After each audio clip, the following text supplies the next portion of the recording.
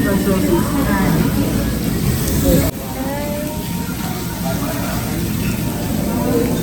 Mine has a butter inside. You have to mix it. Make cooking. Oh, mine. Salmon.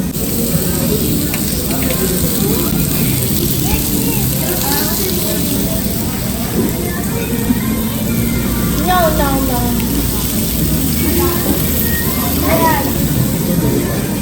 That's alright, Jamie. I don't. Petawate. Sugat din, sugat. Marasa din? Enjoy. You scared me? We want the food and we have to cook it ourselves. I don't really like it. Hello mga kamamsi. Kumukuha ako ng kangkong. Ilalagay ko sa isda. Wala na yung ano ba yun? Kalabasa, tinanggal na, matagal na mga kamamsi. Bali, tinamnan na namin. Nagtanim na lang kami dito ng ano, kangkong. Ito oh. Ayan. Ugasan lang ito. Okay na.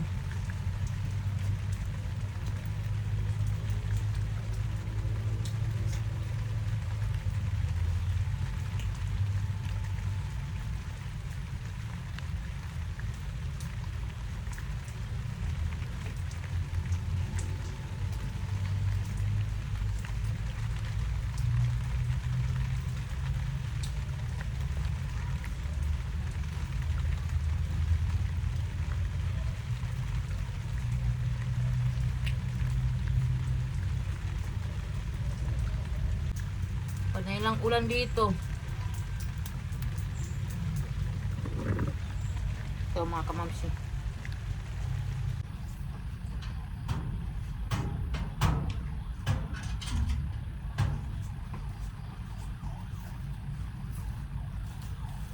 Pumunta ako sa likod. Kumuha ako ng itong dahon ng turmeric at saka tanglad, malunggay at saka itong talbos ng kamote dito sa gilid mga kabamsi. Yung ano, yung kinuha ko dito, ito. Ayan, pasok na tayo dahil maulan. So ito yung mga gulay natin. Maganda talaga pag may mga tanim. Lalo na pag maulan, may makukuha tayo mga kabamsi, di ba? Ayan. Kangkong, talbos ng kamote at malunggay. Ayan o yung mga tanim dyan. Ito na talbos ng kamote dyan, hiningi ko lang tapos ano ko dyan, tusok-tusok. Tumubo na. Tingnan nyo. Oh. Basa. Yung mga bulaklak ko dito. Nilagyan ko ng mga kawayan para hindi matumba. Wala nang bagyo pero maulan. Lunes na Lunes. Tapos kinancel yung pasok ng mga bata, mga kamamsi. Last week walang pasok yung mga one day and a half lang yung kanilang pasok last week. Kasi nga nagbagyo.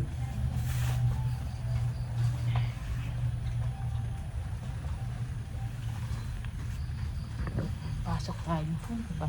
Basa dyan. Hirap talaga pag ano maulan.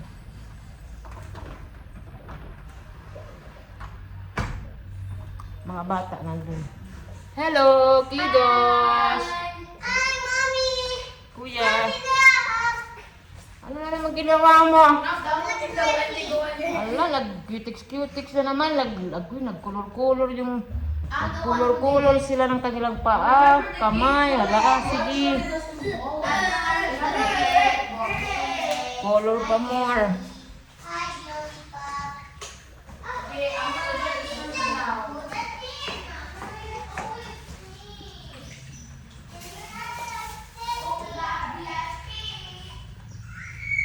Ayan si ate naglilinis ng mga isda. Ayan si ate. Ayan. Bali may anong tawag nito? Ayan, may isda ako na binili ito. Bangus at saka dorado. Ito yung dorado. Ito yung lulutuin ko ngayon. I'll fix Ellie's hair.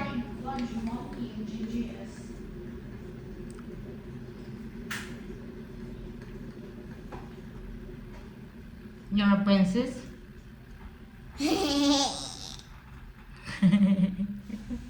Tumatawa si Ellie, mga kabamsi.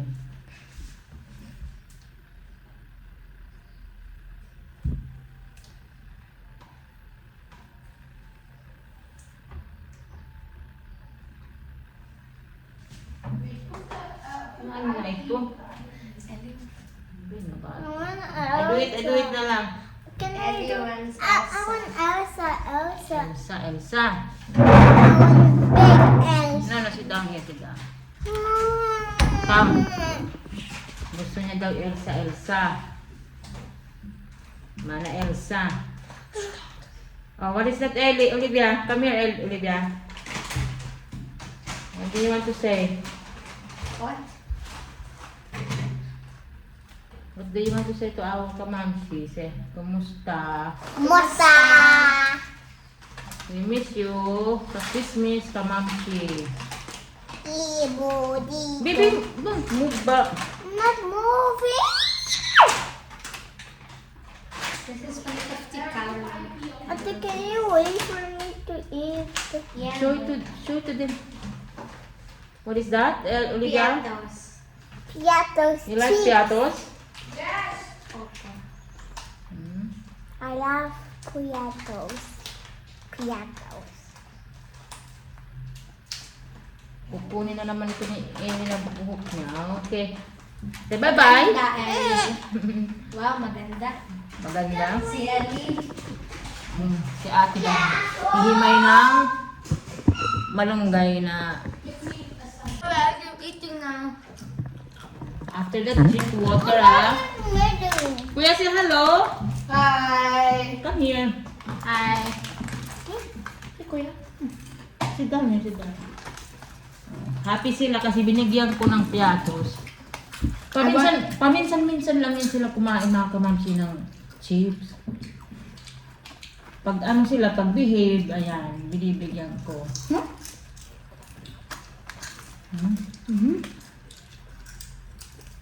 Masaya sila kasi walang pasok. What? No. Yan naman. Oo. Careful.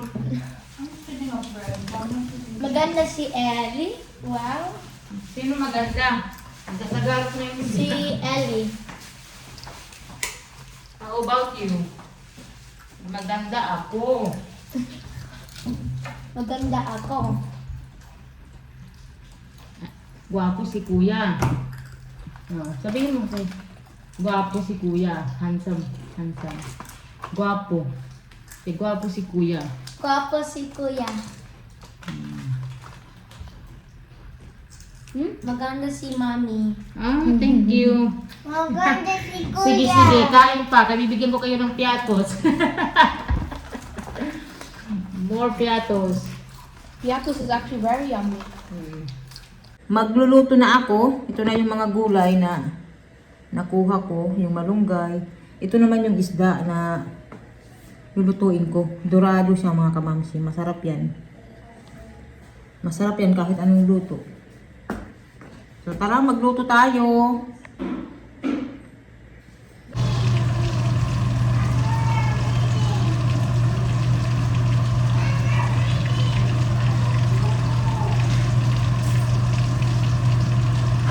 Gulay kasi malalaga yung isda.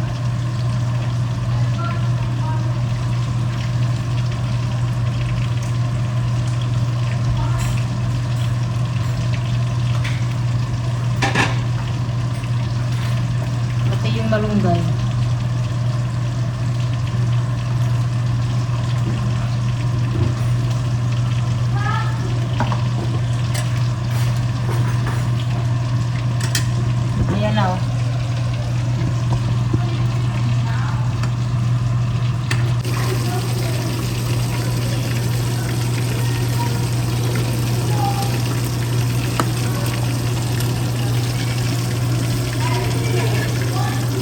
tapos na ako magluto, balik kakain na lang kami. Pero inaantay pa namin si Daddy Marco kasi may tinatrabaho siya mga kamamsi. Bali yung video na ito, continuation siya kahapon. Kasi hindi na ako nakapag-video-video kahapon kasi nga gusto ko sulitin yung oras namin, yung aming family day. Nagsimba kami kahapon tapos kumain nga kami sa pepper lunch mga kamamsi. Masarap doon. Yun ang request ng mga bata. Bali, 2 beses na kaming kumain doon sa pepper lunch. Tsaka may nag-suggest kasi sa amin na i-try namin yung pepper lunch. Masarap siya. Gustong-gusto namin. Lalo na yung mga bata na ko, gustong-gusto nila. Kaya hindi na ako nag-video kasi gusto ko na sulitin ko yung oras. Yung mga bata, nag-i-enjoy sila. And kaya rin ako hindi nag-video ng matagal, hindi ako nag-vlog. Kasi may nasikaso ako mga kamamsi. Yung last ko na video ata, yung birthday ni Ellie. Yun ang last ko na video. Ayan, uulitin ko, maraming salamat sa mga bumati sa birthday ni Ellie Patuti. At saka, sigurado ako napapansin nyo ngayon yung ngipin ko, ayan, may braces na. Bago pa lang to.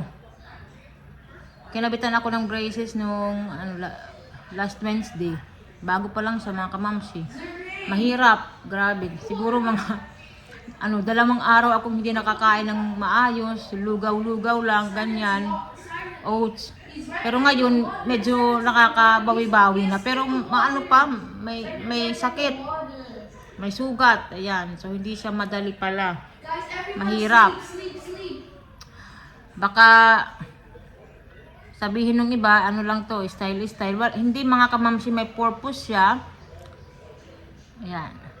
Para mag-close ito. May purpose siya. Kasi ito yung unang step. Ayan, para sa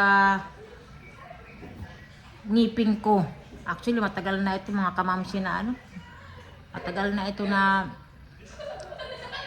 plano. Ngayon lang ako nagkaroon ng lakas ng loob talaga na ipaayos na yung ngipin ko. Kasi nga, wala lang. Pag iniisip ko kasi na pupunta ako sa clinic, parang ako ba? Natatakot. Na-anxiety. Pero ngayon, nilakasan ko na yung loob ko kasi ito na yung oras talaga na isipin ko din yung ko, sarili ko na, di ba? Kaya ito, binibigyan ko ng oras yung sarili ko, lalo na yung sa ngipin ko, mga kamamsi. Matagal na hindi to ayos. Nasa Switzerland pa ako. Lalo na sa Switzerland, sobrang mahal ng pagpapaayos ng ngipin doon, di ba? Kaya ito, finally, naumpisahan ko na, pero hindi siya madali. Ayan. Ayan. Kaya din ako may braces kasi yung panga ko mga kamamsi, siya, pag kino-close ko, tumutunog. Parang may nagka-crack na hindi ko maintindihan. Tapos, pag mag-close ako, yung jaw ko, parang gumaganon-ganon ba siya. Nahirapan ako. Parang nakakangalay ba? Yung sa panga ko. Nangangalay ako. Tapos pag mag-bite ako, hindi siya okay. Kalimutan ko kung ano ba ako. Crossbite. Oo, ayun daw, crossbite. Kaya, inaayos. Inaayos siya kasi nga, matagal din ako na yung ngipin ko kasi, yung iba dyan wala na. Bungi. So, matagal siya mga kamamsi na hindi naayos. So, yung ngipin ko. Nagrumble ba? Ganon. Kaya, ayan, braces daw muna. Pag mag-close yung iba, ayan, pag may budget na, pwede na rin akong dental implant or crown, ganon. Pero ayoko ng crown. Mas gusto ko na lang kung may pera, makapag-ipon, dental implant na lang mga kamamsi. Kasi parang ayoko ng crown eh. Kasi, ano ba yun, crown? Fixed bridge ba? Pag mag-fixed bridge ka, kailangan nilang yung maayos na ngipin, aanuhin nila, babawasan para magkasya yung ilalagay na teeth na artificial. Basta, parang ganun. Parang sabi ko, parang hindi maganda kasi imbis na healthy yung teeth, gagalawin pa, di ba? So madadamage tuloy. Kaya pag-iisipan ko ng mabuti. Sana kung may budget, na lang, dental implant para yung mga ko dyan, walang ngipin. Yun na lang ang ipalit, di ba, mga kamamsi.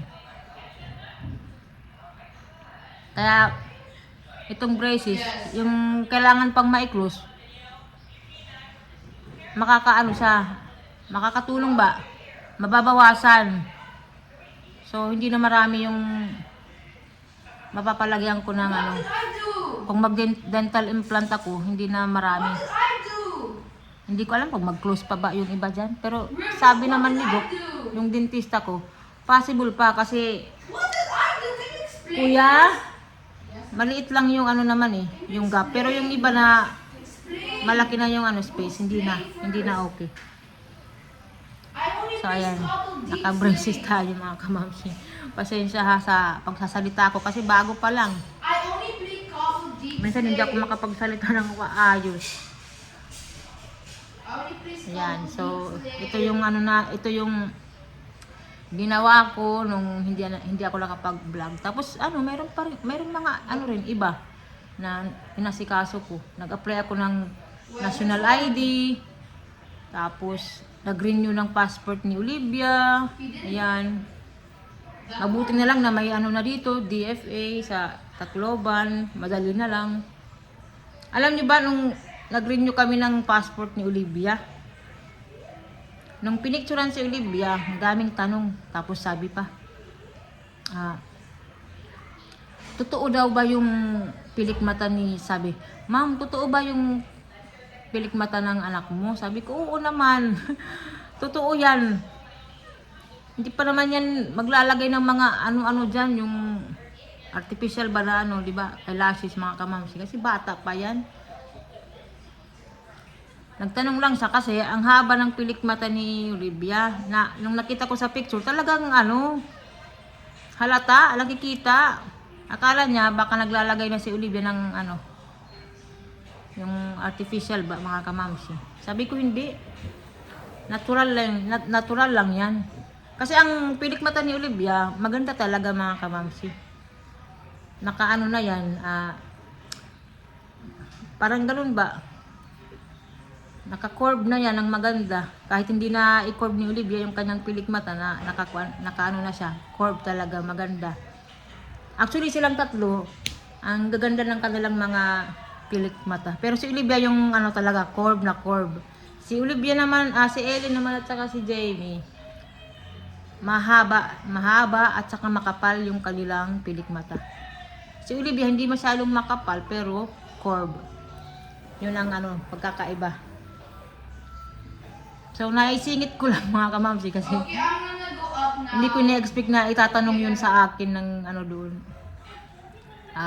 Yung nagpipicture ba.